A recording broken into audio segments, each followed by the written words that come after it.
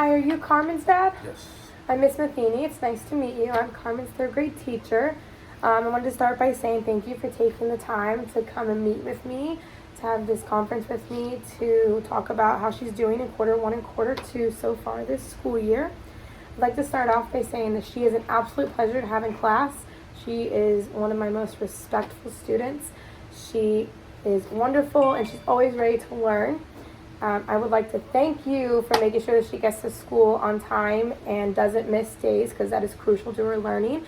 For both quarter one and quarter two, she had 0 absences and 0 tardies, which is spectacular. I'm going to give you this conference note page. So this is going to go over her strengths. Obviously, I touched on the perfect attendance, and she's respectful to myself and peers, and her things that she uses. It's also going to list some goals that I have for her. When we go over the grades, you'll see that one of my big goals is I would like to get her up to more of the A-B range versus the B-C range. And it's also going to list her benchmark scores. It's going to list her current grades in quarter two. So there's that. We'll start by talking about her subject area grades. So I'd like to point out that obviously her strong subjects are language, arts, and science. She is holding a B in both. Her language arts, she went up 5 points, quarter one versus quarter two. And in science, she went up 4 points, quarter one versus quarter two, which is a huge improvement and I could not be happier with. So obviously she's understanding the content more. She's getting what we're doing. Now her reading, math, and social studies, she's sitting about at a mid to high C, low B range, which is not bad at all, and it's not too much concern, but there is obvious room for improvement. I would really like her to focus on her reading, which I'll touch up later on in the conference how I would like her to do that. I also have her district benchmark tests for quarter one and quarter two. Overall, like I said, she's still doing well. Something that I found interesting that I noticed was if you go back and you look at her class grades for social studies, they're not as good as she tested in social studies. So she's obviously understanding the content that we're learning, but it's not reflecting in class for some reason. Is there a reason why she's doing better on tests than in class? So I believe that due to the fact that she is so friendly and she does really well. We work with groups a lot, and I think that maybe she's focusing more on the peers that are in the group with her and not necessarily on her group work. So she's kind of losing a little focus here and there with what she's doing. Okay. What's the plan to fix this? So I would like to work with Carmen on doing more independent work. I think if she's working by herself, that she can really focus on the work that she's doing. I also am going to do random check-ins with her, where if she has any questions, comments, or concerns about what she's working on, I'm there to help her. I'm going to work one-on-one with her, because the point of the groups that I do with them is so that they can kind of feed off of each other and they can learn from each other, because this student might know something that she doesn't know and vice versa, but if she's not really completing the work correctly, then it kind of defeats the whole purpose. I also have some worksheets that she has completed here. So I included a language arts because that's obviously her best subject. And I included a social studies, which is obviously her worst subject. In language arts, you can see she got an 8 out of 9 on that worksheet. We are learning about irregular plural nouns.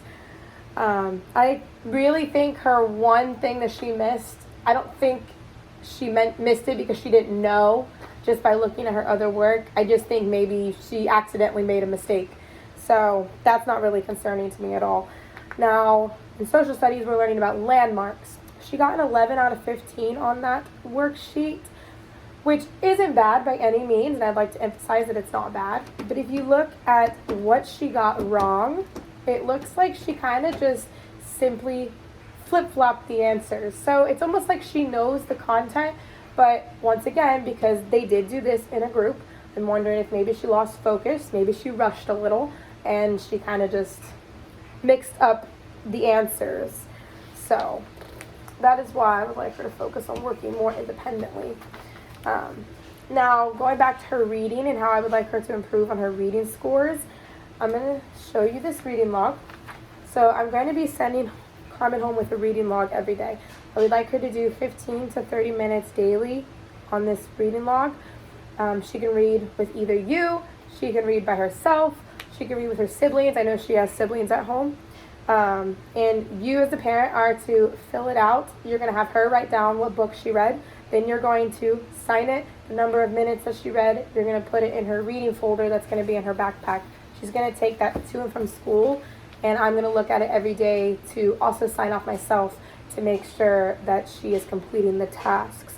I would like her to focus on maybe reading smaller chapter books because she is at that age where she should be reading smaller chapter books, and maybe some history books, because if she isn't understanding the content and it's not just her losing focus, her reading, it kind of kills two birds with one stone. She's getting the minutes and she's learning the reading, but she's also learning more about history. Mm-hmm. Where is she supposed to get these books at? That's a great question. So we do have a school library. We go down once a week as a class. She can check books in and out there. There's also a local public library, and I'm going to give you this application for a library card that I printed out. Okay. I did tell her that she would get some extra credit points if she had you fill that out, if she brought it back to me, and I will personally mail it out myself. The library card is completely free. They'll send it to you in the mail, and then you can use it from then and there. So that was a little incentive that I worked out with her. Like I said, overall, she is doing great. There is room for improvement, but I think it's quick, easy fixes that I can help her with myself. I'm just going to put more focus on just working with her. And I want to thank you again for taking the time out of your busy schedule to come and meet with me. And is there any questions that you have for me? Nope. Okay, you do have my phone number and my school email. So if you have any questions, comments, or concerns that you come up with later on, feel free to reach out to me and I will get back to you as soon as possible. Now I do need you to sign this form for me down here, just so I can keep it on record that we met and we spoke. And if for some reason you do want to set up another meeting with me, if you have any concerns, we can work something out another day. Okay. Thank you, and it was nice to meet you.